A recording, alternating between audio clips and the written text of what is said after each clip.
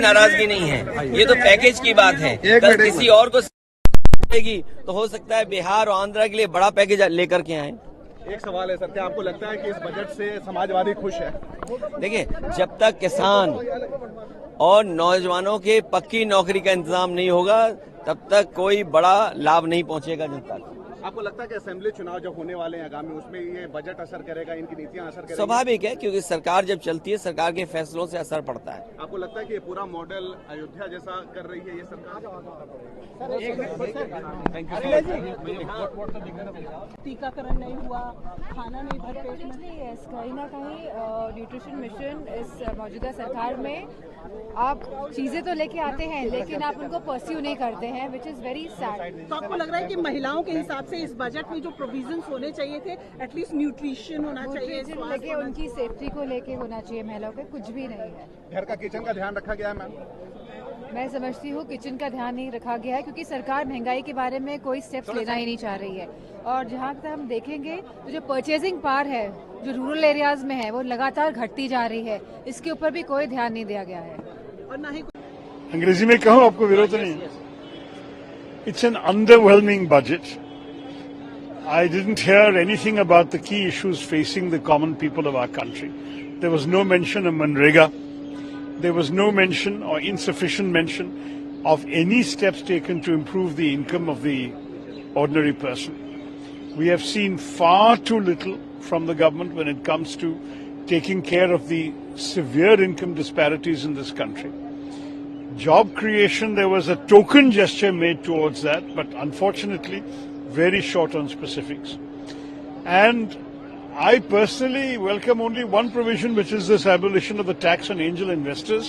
I myself had recommended it to Shri Arun Jaitley more than 5 years ago. Finally, it has happened. I'm glad that's being done. We must have more investment coming in to generate more jobs.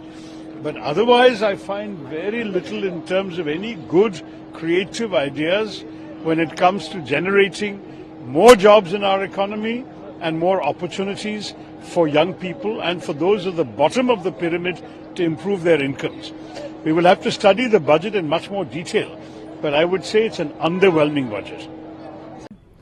और जो शुरू में कहा गया कि 4 जाति हैं, गरीब, युवा, महिला और किसान, ये लोगों के ऊपर अभी समझ में आएगा दरअसल उनके लिए क्या किया गया है। आपने दवाई के बारे में क्या बोला सर? कैंसर की और कुछ दवाइयाँ जो हैं, जो लाइफ सेविंग ड्रग्स हैं, उनके ऊपर जो रिलीफ दिया गया है वो सराहनीय है, फैक्ट है, अच्छा है, उसकी हम सबों की मांग थी। बिहार के लिए जो हुआ है, बिहार का होने के नाते बहुत अच्छा लगा, लेकिन उसकी कीमत तो आपको चुकानी ही थी। यानी बिहार को ऐसे नाक नहीं पकड़ के वैसे नाक पकड़ा, लोग एक्सपेक्ट भी कर रहे थे, अच्छा किया। बिहार को जरूरत भी थी, बिहार की मांग भी थी, आपने किया। लेकिन साथ साथ आपने आंध्रा के लिए भी किया, एक्सपेक्टेड था। लेकिन बाकी आपने तेलंगाना के लिए क्या किया, पंजाब के लिए क्या किया, और जैसा आपने कहा बंगाल के लिए क्या किया, बहुत सारी बातें हैं जिस पे अब कल से उछल उछल के बातें होंगी। Thank you. ये कुछ नहीं, किसानों के लिए बड़े वादे किए थे पर मिला क्या किसानों को? ना न्यूनतम समर्थन मूल्य का जिक्र आया और ना ही विकास निधि, किसान निधि बढ़ी। बात हुई थी कि हम बेरोजगारी दूर करेंगे, ना स्मॉल स्केल इंडस्ट्री के लिए कुल है, ना मीडियम स्केल इंडस्ट्री के लिए। कहां से बढ़ेगा? कुछ पूंजीपतियों के लिए सोने चांदी का दाम तो कम कर दोगे आप, लेकिन आम आदमी की जरूरत का कैसे पूरा करोगे? कुल मिलाकर अगर आप देखें तो ये पूरी तरह निराश करने वाला। मैं तो इतना कहूंगा, झुंझुना पकड़ाया है बिहार को, आंध्रा को। अगर मुख्यमंत्री अपने राज्यों के लिए वफादार हैं तो इन्हें चाहिए कि हर हालत में ये समर्थन वापस लें और बाहर आए।